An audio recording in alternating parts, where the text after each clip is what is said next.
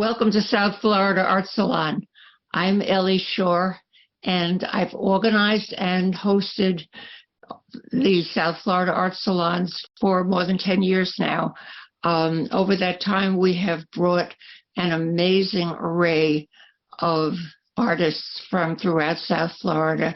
And this month, we changed the date slightly because we got this lovely invitation from Andrew Martineau and Evan Snow at the Fort Lauderdale Art and Design Week to incorporate our South Florida Art Salons as part of their programming for this very special week. I wanted to say a little bit of a shout out to Andrew Martineau and Evan Snow. They've done an amazing job of providing a spotlight first for the art community in Broward, and it's extended now throughout South Florida and even beyond.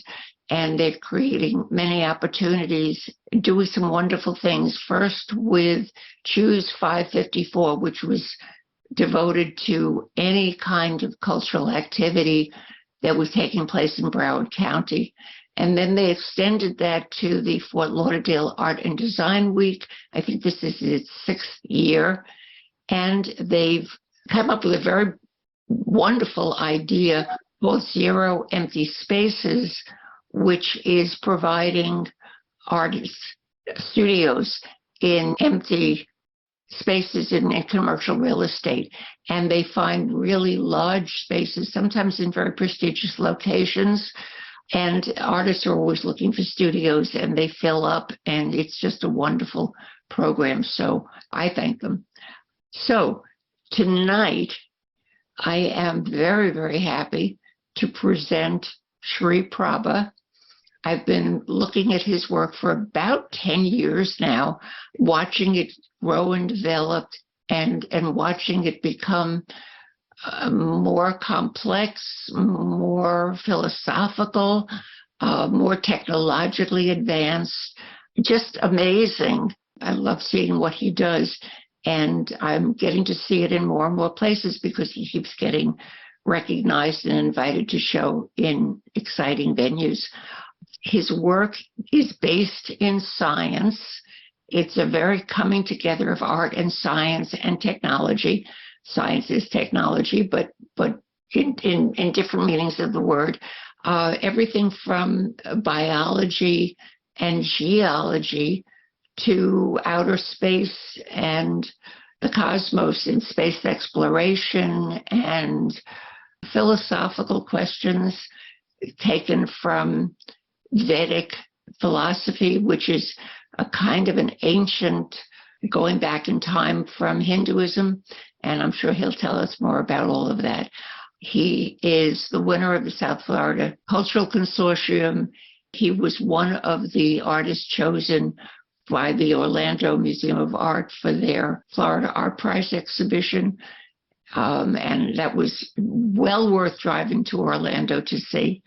He recently had a wonderful exhibit at the Betsy Hotel in Miami Beach as part of No Vacancy during Miami Art Week, and many, many others, public art commissions, and recently NFTs. It's my pleasure to introduce Sri Prabha. And I will say one of the things, Sri has invited Kelli Bodle to join us later on in this talk. She is the associate curator at the museum, the Boca Raton Museum of Art, and Sri will be having a solo exhibition there later this spring or this summer. He'll tell us more about that. So Kelli will be coming on later on in his talk to talk about putting that show together, and so we welcome her. Sri, take it away. All right. Thank you, Ellie. That's a great introduction. Second time you've had me on. I'm really honored, and you've said a lot of wonderful words about my work, and hopefully I can follow up with some interesting dialogue tonight and share with you some things I've done and things that are going to happen. And I think this will be a good discussion. In a way, when I was thinking about doing this, like what's going on and how can I think about presenting this, it's almost kind of like a survey of myself if I'm presenting to myself, hey, what have you been up to last few years? And it's just a kind of a good way to like formally for myself also reflect back on what I've been doing, what I've been trying to do, and have I been achieving my goals in, conceptually, as well as how it's being received by the audience. I was expected to go into medicine. So to some degree, the science and the research part of it was kind of ingrained in my DNA, I guess, in a way. But I never really felt a calling to that particular field. So in school and college, I eventually was like, no, I'm not doing this medicine stuff. I'm going to go into something more creative. So I kind of went into more painting in the beginning, because in the early days, like Rothko, James Turrell, those kind of figures expressed something that didn't quite exist in the world. They were making something, they were making some kind of elevated experience. So I wanted to reach that same. So what I do is a lot of the work, the digital stuff I do, I've learned how to manipulate those things with different software to a high level of proficiency. So I know what I need it to do. So I don't have to parse out jobs for other digital artists to do X, Y, and Z to something. So in a way, it's kind of like painting with these different tools, bringing them back in digitally, and then also putting them back out physically and then shooting them again. So it goes through this multi-process of like organic and digital back and forth until you see something that you don't know how we got there, but it's this convoluted roadmap it takes to get there, where, not a lot of people are doing what I'm doing because it's so convoluted. I'm going to start sharing some video with you guys for a second, so just hold on a sec. Okay, so I just wanted to do a shout out for Art Hollywood. It's the first annual Art Hollywood. This is in conjunction with the Fort Lauderdale Art and Design Week as well. So there's a bunch of stuff happening. If you have time on Friday evening at the Art and Culture Center, there's kind of an introduction to the work and the artists that are working around this area.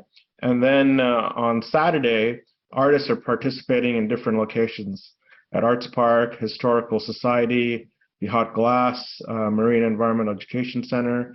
So all of this info is online. If you have any details you need, contact Megan at the Art Center. So this is, you can contact Megan right here. And if you have any other details, you can email me too, and I can, try to figure out how I can help you out with navigating the weekend. And I'll also be showing some work at the Art Circle. That's kind of some business I wanted to get out of the way. So getting to my discussion, I wanted to call it something like a portal. These things I've been making, the idea is to take people to some magical place, whatever that is, based on science, technology, fantasy, Vedic philosophy. So I decided to call it kind of an overall umbrella as a lambent utopian portal. So I wanted to show you an intro video. This was on Art Loft on PBS. You can kind of imagine how somebody might be walking through these spaces, and you'll see the video on both sides of these panels. My name is Prabha, and I'm a multidisciplinary artist, and I make work that explores our connection to the natural world with ideas from Eastern philosophy and Western science commingled together. In my studio, I like to set up possible installations and experiments to see what my next installation will look like. I kind of think about everybody that would come to an installation of mine and multiple ways that they can learn from the experience. So some people like to see just the visuals. I spend a lot of time continually in the process of creating the videos, and they're a mixture between filming the physical environment, the physical world with some specialized cameras, and then those are taken into some different software.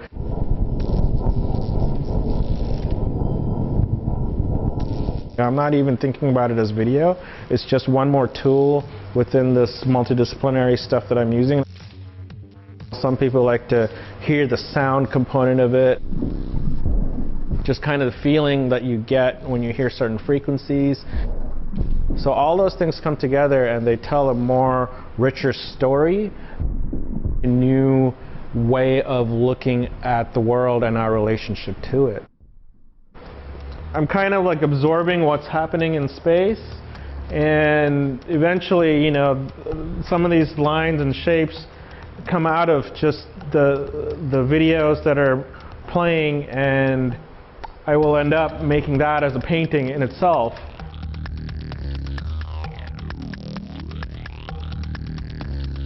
Do you have a clear path of where this piece will go? Sure. So when I look at specific installations and things I have in mind, the one I just recently did at the Orlando Museum of Art, it's called Space Research Center. So I was thinking about that particular installation idea for about a year, and I knew exactly how it was going to turn out. What I don't know is the interactions that will happen in place once it's up.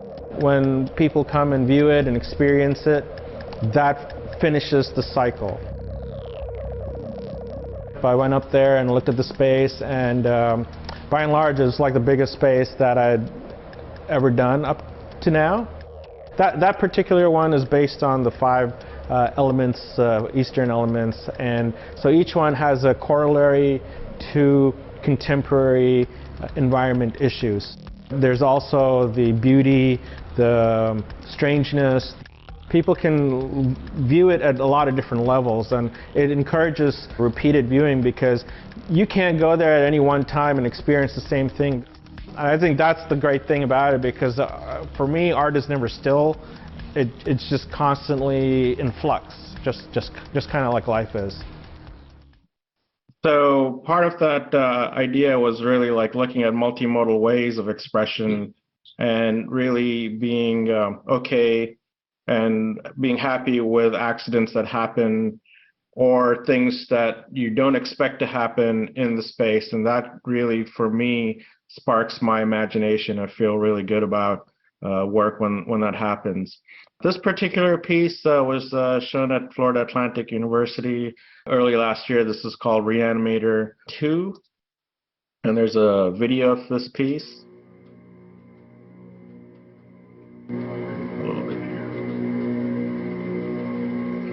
Again, this is addressing environmental, sociological issues.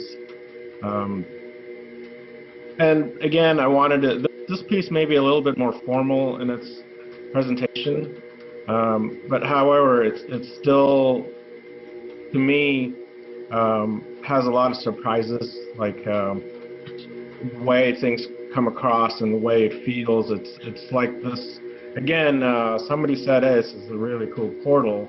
And I think that stuck in my head when this was shown about like, what am I doing? So it's kind of getting back to those lambent utopian portals that I was mentioning. This is a recent painting I just did. This is called, you know, I don't quite remember the name of this painting. It's something about finding sentient life. And these are the diagrams on the Viking 1 satellite we sent into space. It's the furthest object in space that man has sent. And right here is a little postcard from the 60s about human rights. So, you know, we're trying to do something grand, but we can't seem to get anything done on Earth as much as I'd like. This piece is called Cassini 4. This was obviously inspired by the Cassini satellite. This is a couple of, these are both 60 by 60 inch pieces. The one on the right has a video monitor embedded in it. The one on the right is called Rebirth. The one on the left, I kind of forgot what I titled them. I have sometimes crazy titles and I can't remember them myself, but I'll get back to it. This one also on the right has video embedded in the piece and LED. The piece on the left is both a photograph and video kind of composite image. Here's a few more pieces here. The one on the right here is called the darkness containment machine. This piece is, I think, like 10 or 11 feet tall. So this one's a pretty tall piece. This one's going to be at the Boca Museum. And I think this one too. This one is Ganymede Shores. I'm kind of giving you just small snippets because I want you to go see the show so you'll get a better look at what it is. So now I wanted to get back to some public artworks, recent public artworks I just finished. The most recent one is No Vacancy, and this was done on the Orb at the Betsy, and the whole program was curated by Brandy Reddick. So this was commissioned by the city of Miami Beach. They were really good. People at the Betsy were really nice to work with. This happened during Basel last year. And this is the site. So the site is this orb connects the two hotels. Well, the Betsy bought another hotel. They made it one hotel, and you can walk through this big sphere. And this was the site of the installation. And they asked me to do video projections for this. So I thought, okay, well, what can I do? So I thought about something, and this is what I came up with. So this is, again, based on our relationship to the universe, migration patterns. There's video from Varanasi, water. There's you'll see astronauts and dinosaurs in my work a lot.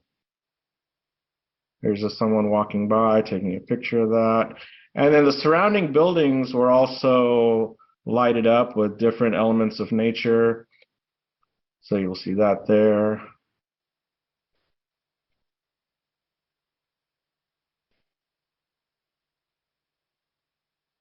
And this is the video. I want to make sure it's not too loud. Okay, there you go.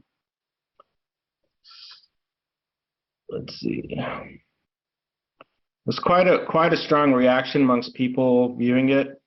And the best way I can describe this piece is that it's something that's really like another portal to another universe. Again, hopefully people will take away that the universe is bigger than obviously what we think of and what we on a day-to-day basis remember.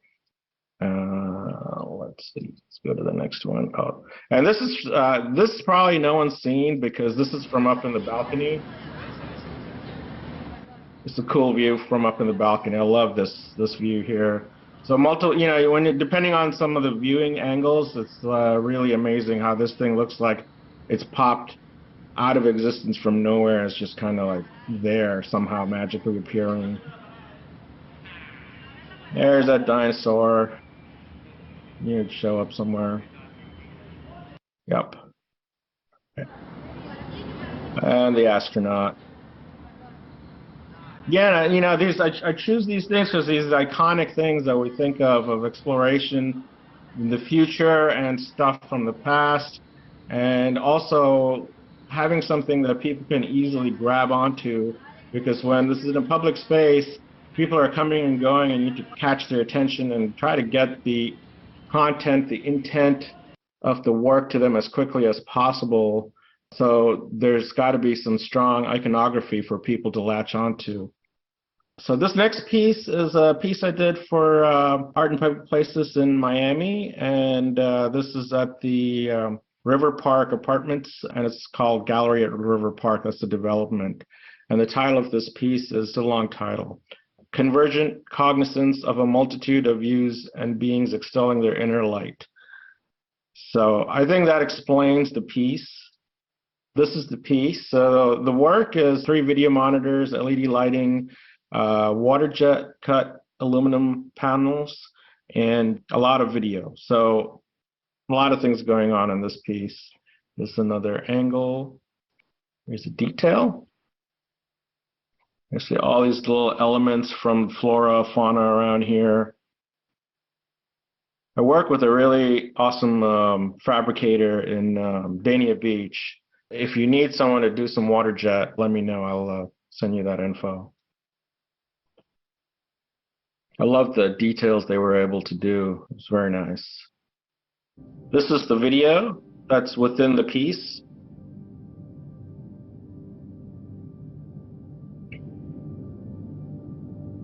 So the whole background colors change, the LED strips, they're moving. light's kind of emanating from the entire thing. I love it. I think it's really pretty cool. That's just my view of it. All I can do is like make something that I feel like I like looking at in terms of satisfying people. I have to like it first. So this is another video of Space Research Center that I did at Orlando Museum of Art.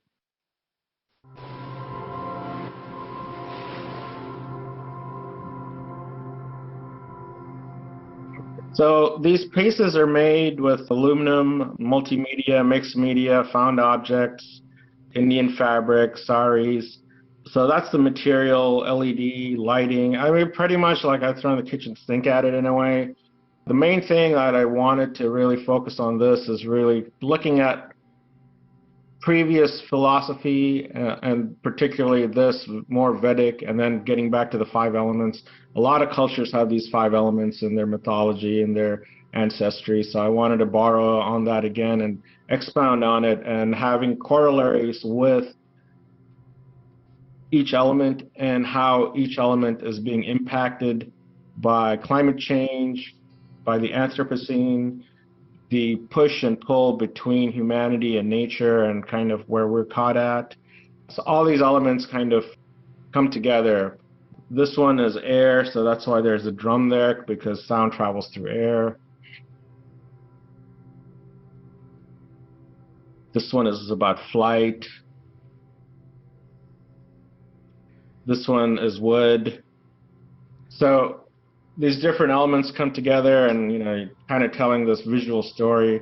And also in terms of the sound that I had mentioned earlier, there's multimodal ways of absorbing the information, right? So you want people to, some people are more like they want to look at a painting, some people want to be in an installation, some people want to walk into an installation. So I've kind of designed all these things in a way where you can experience it in a multitude of ways depending on who you are. So if you like sound more, you've got that sound component as well. So I try to think of as many people as possible for it to be accessible. And also, a lot of this is on video, so it's also accessible for disabled. If you can't make it, you can also view it as much as possible for that audience as well. So I'm trying to engage as wide an audience as possible with my work, either being there physically or showing virtual elements of my work.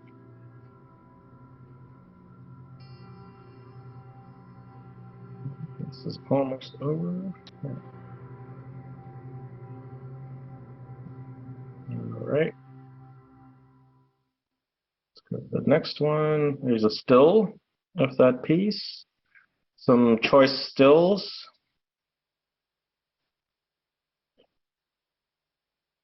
And this is a piece I did for Fort Lauderdale, Broward County Cultural Department, and this is at the Governmental Center. This is called The Joys of Broward Illuminated.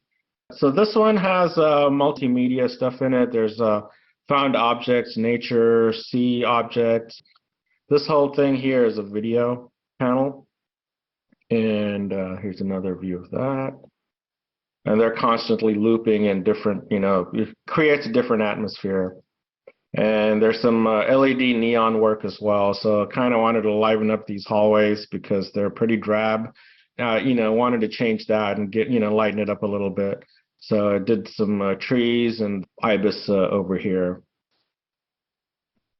So this piece, I'm kind of going back a few years. This is the first Nightlands. And this is the piece that Corley Gleason saw at the Orlando Museum of Art, and then she asked me to do a show for the Florida Prize after seeing this. So I just wanted to show you this because it's kind of like a precursor to what came to Orlando Museum of Art.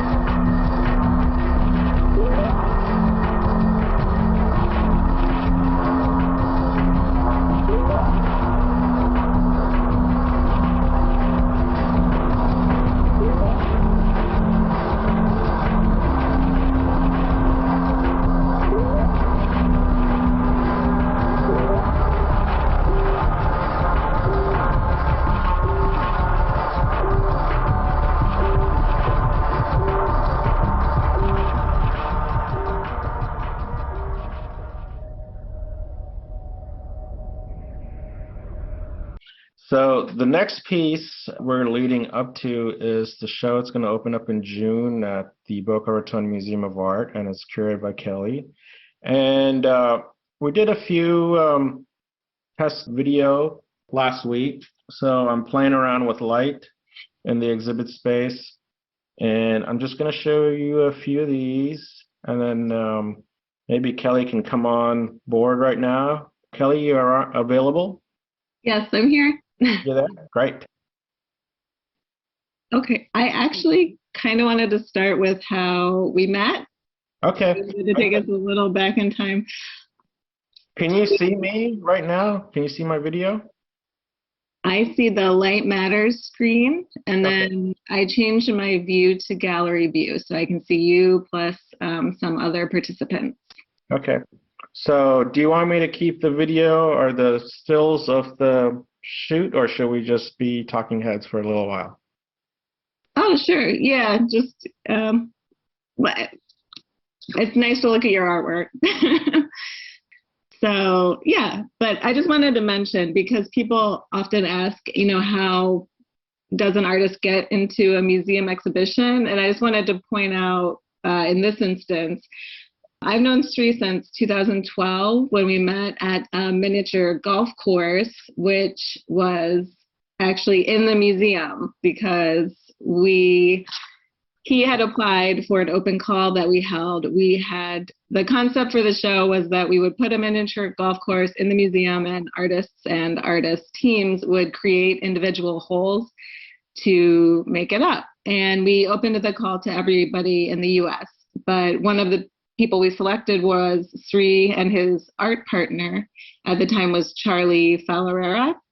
And one reason his artwork stood out to me was that it had a great concept plus a great execution.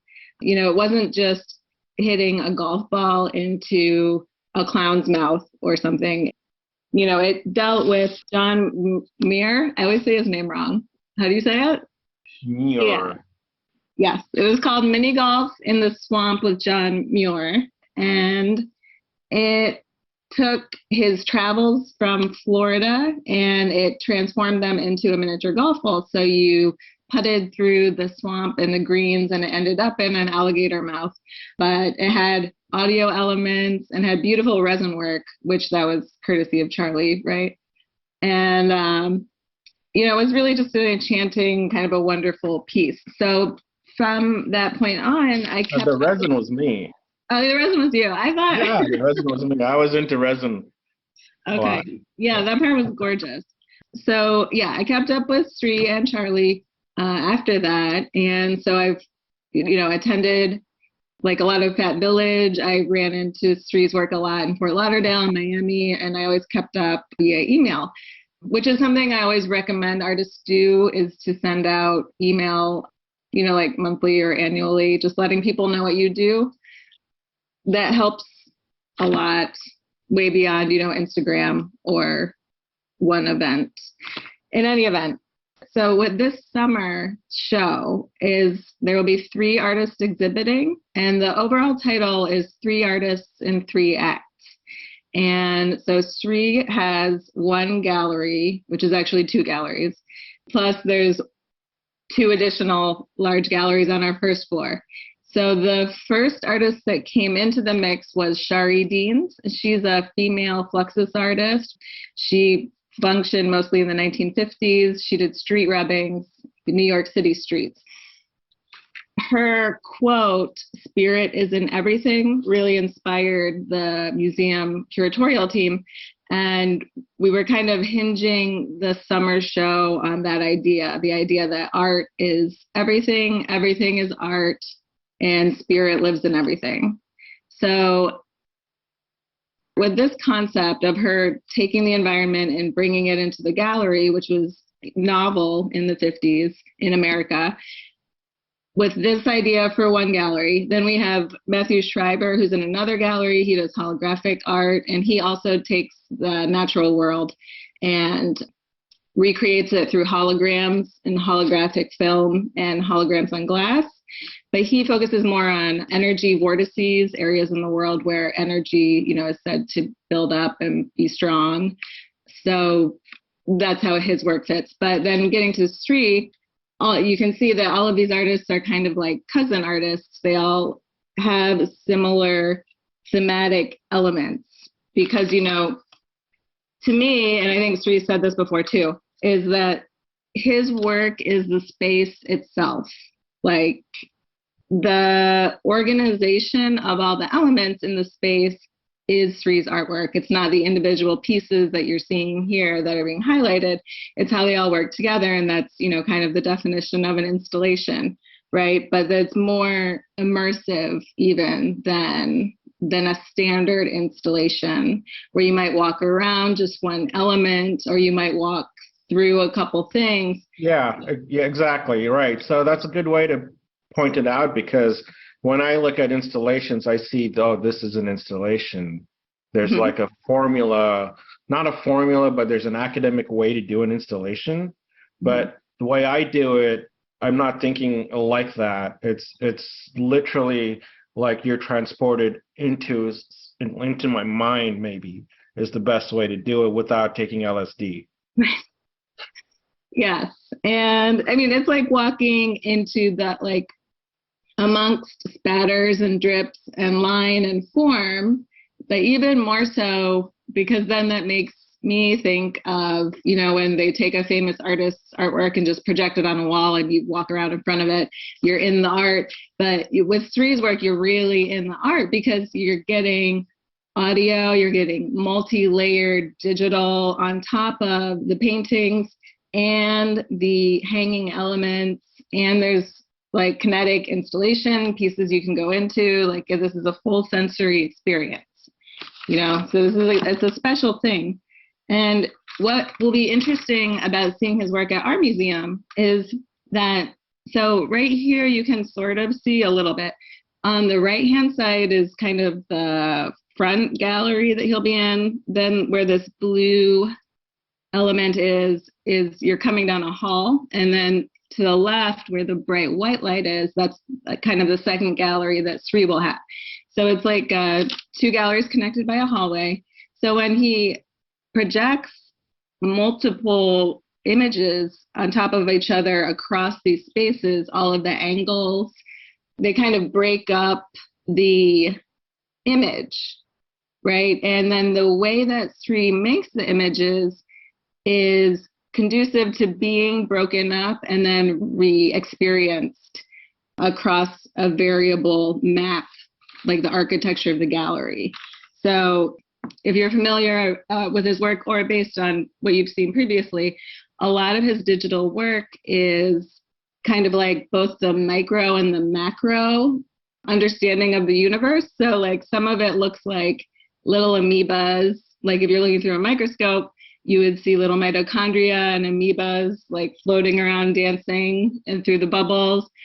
But then if you turned around and looked through a telescope up into the stars, you would see constellations and stars flying by. And these are kind of encompass the entirety of what we can actually see in the universe. And this is what you're seeing in his videos. So seeing it small, big, it all works. And it works layered on top of other things.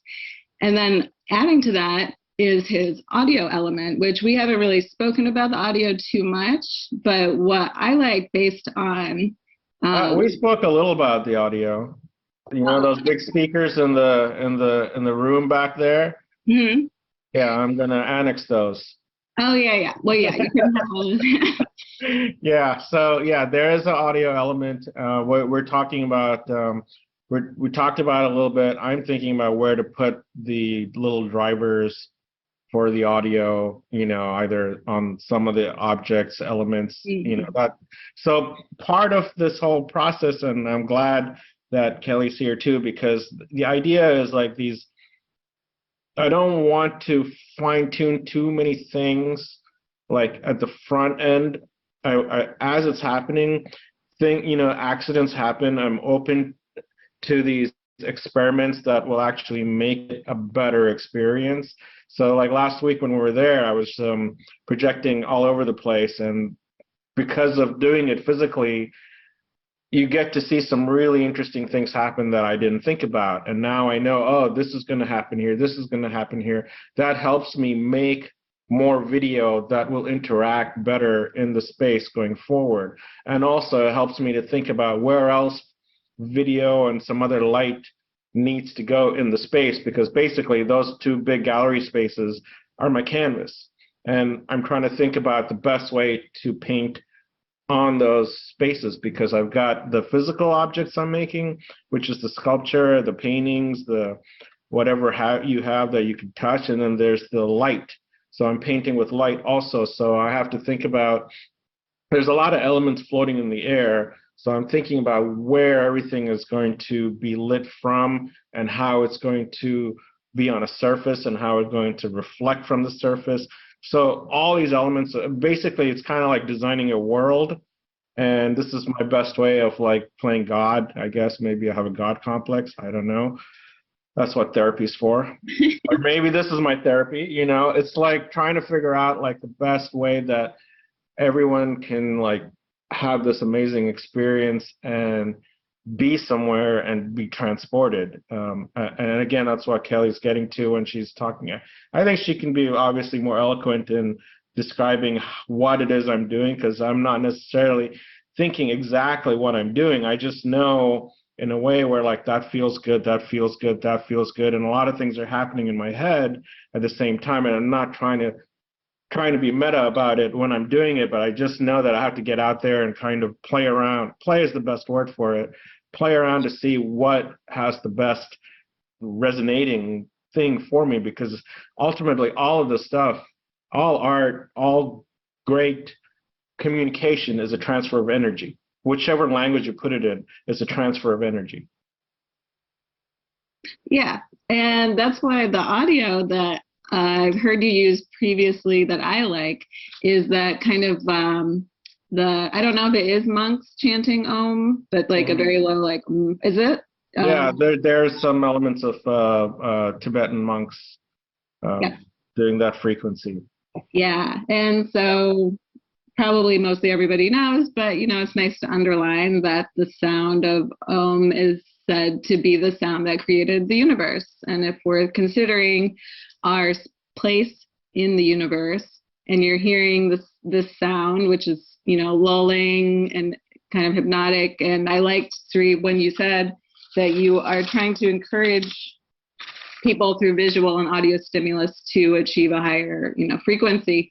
Hearing that on top of all of these images can really make one consider their place in the universe, you know, just how much we are right at the center of it, and how much we absolutely are not the center of the universe, but you can feel that way. I know that Sri's work also has an ecological imperative, and he takes a lot of time and likes to work with seabird rescues and water conservancy, things like this. These are concepts that one might consider as they are experiencing the show. It'll be a moving exhibition. Yeah, thank you. Yeah, I think, the ideas of, bringing all these elements together and then also at some point having some kind of call to action that the individual that's experiencing it will come to is also an important element of art, in my opinion. I think art needs to do more than just be art these days. That's my opinion. Some, other people have a different opinion, which is fine. So it's just kind of thinking about, where can you go after you've experienced all this?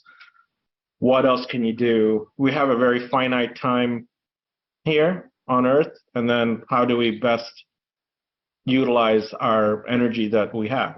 We have only so much, so what can we do, and how can we live it? Because again, I think this kind of thing, artists have asked themselves a lot, but then with this pandemic, I think a lot of other people who aren't artists have also asked that question of themselves: how can we live a better life? Because this pandemic reset a lot of things for everybody. So now it's kind of like maybe everyone is a bit more people are a bit more introspective in where they want to go, how they want to be in the world. So that's kind of the coming full circle of experience in life. I'm going to stop sharing my screen here. Okay, I'm back. This has been so fascinating. I've watched your work develop over all of these years. I think first from Fat Village, it was the most wonderful place for experimenting and for trying out ideas on a bigger scale and a freer scale than any commercial gallery could ever allow. And sure, you utilize that space so beautifully. And all of those components that you were learning about and experimenting with have gotten into more and more complex, as Kelli said, immersive environments. Mm-hmm. And it's fascinating to watch your progress and your work. It was a pleasure to have you here tonight, and hope to see you again at an art salon in the future. Good night.